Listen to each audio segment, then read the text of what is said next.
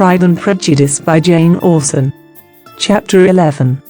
When the ladies removed after dinner, Elizabeth ran up to her sister, and seeing her well guarded from cold, attended her into the drawing-room, where she was welcomed by her two friends with many professions of pleasure. And Elizabeth had never seen them so agreeable as they were during the hour which passed before the gentleman appeared. Their powers of conversation were considerable. They could describe an entertainment with accuracy, relate an anecdote with humor, and laugh at their acquaintance with spirit. But when the gentleman entered, Jane was no longer the first object.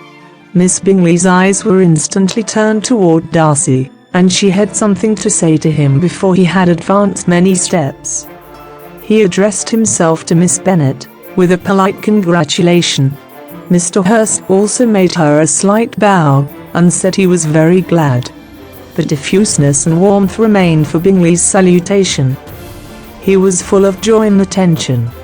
The first half hour was spent in piling up the fire, lest she should suffer from the change of room, and she removed at his desire to the other side of the fireplace, that she might be further from the door. He then sat down by her, and talked scarcely to anyone else. Elizabeth, at work in the opposite corner, saw it all with great delight. When tea was over, Mr. Hurst reminded his sister-in-law of the card trouble, but in vain. She had obtained private intelligence that Mr. Darcy did not wish for cards, and Mr. Hurst soon found even his open petition rejected. She assured him that no one intended to play, and the silence of the whole party on the subject seemed to justify her. Mr. Hurst had therefore nothing to do but to stretch himself on one of the sofas and go to sleep. Darcy took up a book. Miss Bingley did the same, and Mrs. Hurst, principally occupied in playing with her bracelets and rings, joined now and then in her brother's conversation with Miss Bennet. Miss Bingley's attention was quite as much engaged in watching Mr. Darcy's progress through his book, as in reading her own, and she was perpetually either making some inquiry, or looking at his page. She could not win him, however, to any conversation. He merely answered her question, and read on.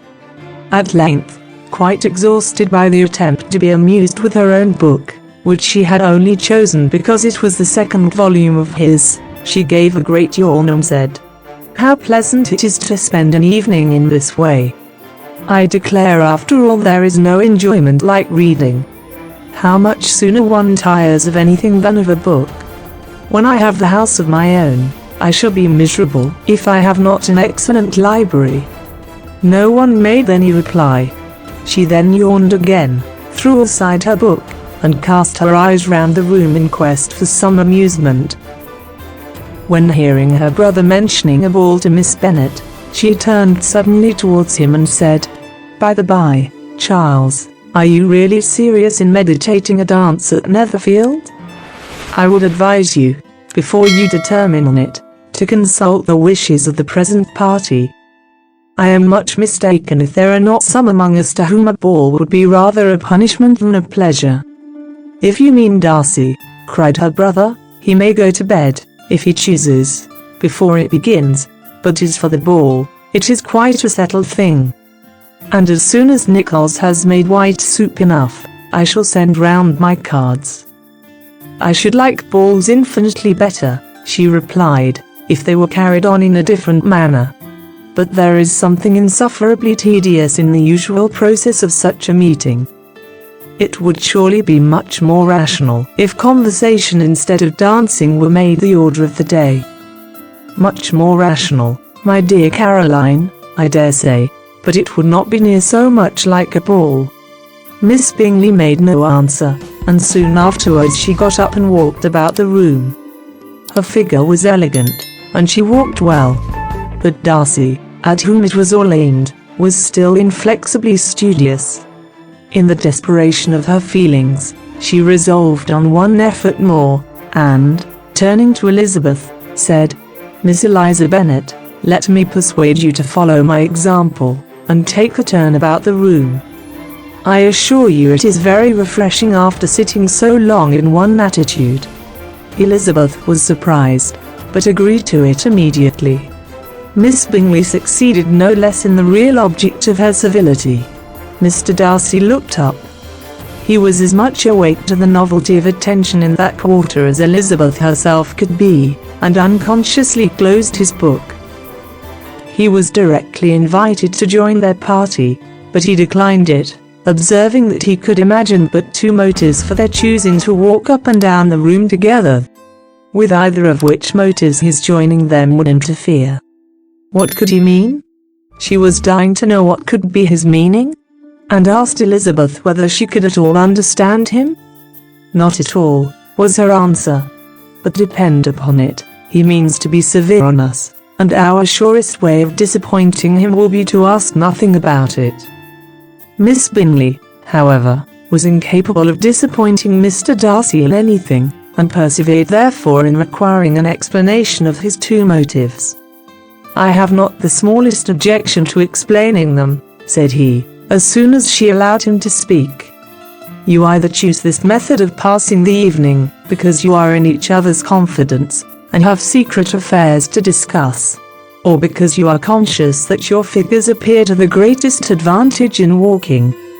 If the first, I would be completely in your way, and if the second, I can admire you much better as I sit by the fire." "Oh, shocking!" cried Miss Bingley. "I never heard anything so abominable. How shall we punish him for such a speech?" "Nothing so easy, if you have but the inclination," said Elizabeth. "We can all plague and punish one another. Tease him, laugh at him. Intimate as you are, you must know how it is to be done. But upon my honor, I do not. I do assure you that my intimacy has not yet taught me that. Tease calmness of manner and presence of mind. No, no, Phil, he may defy us there. And as to laughter, we will not expose ourselves, if you please, by attempting to laugh without a subject. Mr. Darcy may hug himself. Mr. Darcy is not to be laughed at," cried Elizabeth. "That is an uncommon advantage, and uncommon I hope it will continue, for it would be a great loss to me to have many such acquaintances. I dearly love a laugh. Miss Bingley," said he, "has given me more credit than can be. The wisest and the best of men, nay, the wisest and best of their actions, may be rendered ridiculous by a person whose first object in life is a joke." "Certainly," replied Elizabeth, "there are such people, but I hope I am not one of them. I hope I never ridicule what is wise and good. Follies and nonsense, whims and inconsistencies, do divert me, I own, and I laugh at them whenever I can. But these, I suppose, are precisely what you are without. Perhaps that is not possible for anyone. But it has been the study of my life to avoid those weaknesses which often expose a strong understanding to ridicule, such as vanity and pride. Yes, vanity is a weakness indeed. But pride, where there is a real superiority of mind, pride will be always under good regulation." Elizabeth turned away to hide the smile. "Your examination of Mr. Darcy is over, I presume," said Miss Bingley. "And pray what is the result?" "I am perfectly convinced by it that Mr. Darcy has no defect. He owns it himself without disguise." "No," said Darcy, "I have made no such pretension. I have faults enough, but they are not, I hope, of understanding. My temper I dare not vouch for. It is, I believe, too little yielding, certainly too little for the convenience of the world. I cannot forget the follies and vices of others so soon as I ought, nor their offences against myself.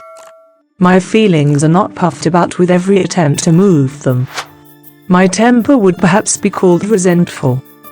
My good opinion once lost, is lost forever. That is a failing indeed," cried Elizabeth. "Implacable resentment is a shade in the character. But you have chosen your fault well. I really cannot laugh at it. You are safe from me. There is, I believe, in every disposition a tendency to some particular evil, a natural defect, which not even the best education can overcome. And your defect is to hate everybody? And yours, he replied with a smile, is willfully to misunderstand them. Do let us have a little music, cried Miss Bingley, tired of the conversation in which she had no share. Louisa, you will not mind my waking Mr. Hurst? Her sister had not the smallest objection, and the pianoforte was opened. And Darcy, after a few moments' recollection, was not sorry for it. He began to feel the danger of paying Elizabeth too much attention.